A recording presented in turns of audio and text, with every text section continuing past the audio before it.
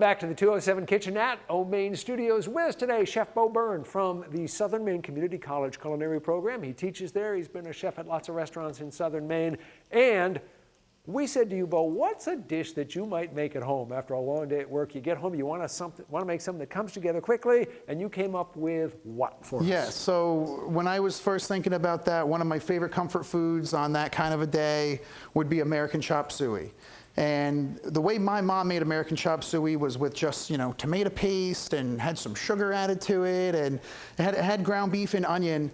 I'm gonna make a different, more souped up version for you today, but I will note that if you wanna personalize it and switch out the ground beef to sausage or to ground chicken or ground turkey, you can personalize it. Feel free to improvise. Yeah, add peppers and onions and things like that. All right, so where do we begin? We're starting out here. We've got some onions that are sauteing up here. And just as they start to move, probably after the first 4 or 5 minutes or so, you can add the garlic to the pan. Now, it's crucial not to add the garlic initially because the garlic has a tendency to burn. Okay. So it only really wants to go in for a quick moment or so before you're paying some serious attention to it. So as I add that, I'm going to kind of move my onions to the middle of the pan. And then I'm going to place in my ground beef. Now, you'll see here that I've got some ground beef that I've already taken the opportunity to put a little bit of some browning on.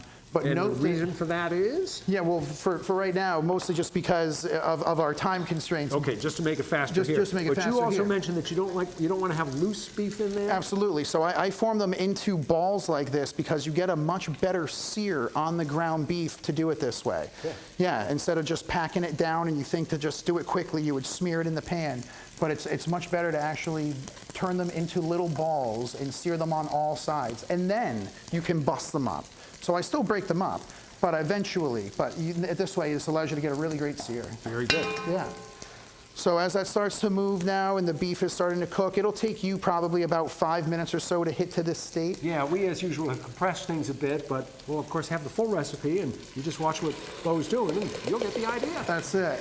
So we've added our tomatoes here. This is a little bit of tomato paste, diced tomatoes, and some simple tomato sauce, followed by some beef stock.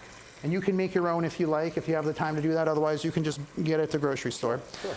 I do a little bit of some paprika and oregano here in this simple, you could use Italian seasoning if you prefer that as well. But I like to control it with the oregano.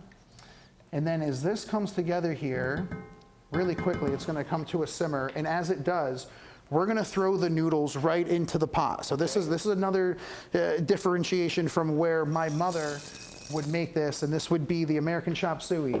This would be cooking in a separate pot, which also means you have to clean 2 pots. So one of the beauties of this is one of those one-pot wonders. Easier and faster. That's it. So you're gonna find that the noodles in this manner are gonna still take about 10 to 15 minutes, and they don't ever have to come to a boil, but this just has to be at a simmer. Okay. Stir it occasionally because it is tomato, and tomato likes to stick. So make sure maybe even possibly rotate the entire pan at one point during the cooking. Got it. So while that's cooking, and now you've bought yourself about 10 to 15 minutes, and again, until the tenderness of the pasta is achieved, you could work on a simple garlic bread. Okay. So I've sliced open this French-style Italian loaf here. And now we're gonna take some softened butter with garlic and parsley and a little bit of some salt. And we're just gonna smear this in an even layer across this bread. Which, for some of us, would be a really good meal all by just on its own. Yeah, this is enough to feed about 8 people here. So don't think this is just for me and Rob. This is enough for the whole family. And this dish that we're making today, you could serve 4 people tonight and then have 2 orders for leftovers tomorrow. And you said start to finish, prep and cooking, you could probably figure 30 minutes. 30 minutes all in to have both of these done. This you throw on a sheet pan, pop in the oven about 400, 425 degrees. Do we have garlic bread? We do have garlic bread. It would look like this when it would look like this when it pops out, right? So from here to here, you're just looking for this beautiful golden brown on the edges. Again, it takes somewhere around 10 to 12 minutes, around 400 degree. Right. And if you want to really cheese it up, you could absolutely do that beforehand or afterhand. A little bit of some of this light Very nice. farm mozzarella, something like that. All right, back to our goulash. Back to the goulash. I think we're ready to plate up. We have a version ready to go. Let's say that our 15 minutes has gone by and we're ready to serve. I'll take one of those bowls right here and we're gonna serve right out of this. You wanna lift that pot right off the top?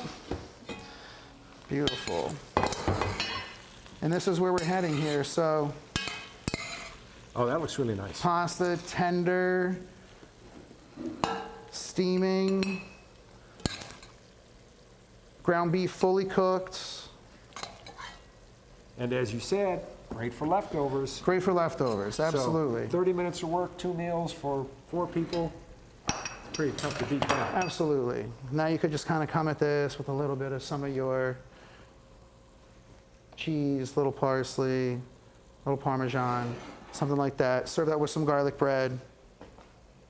Less than a half hour. There you go. The recipe is on our website. Head to the 207 section of our Newsletter Maine website or app, and you'll find Bo Byrne's recipe for the goulash, inspired by his mom's American chopped suey. That's it.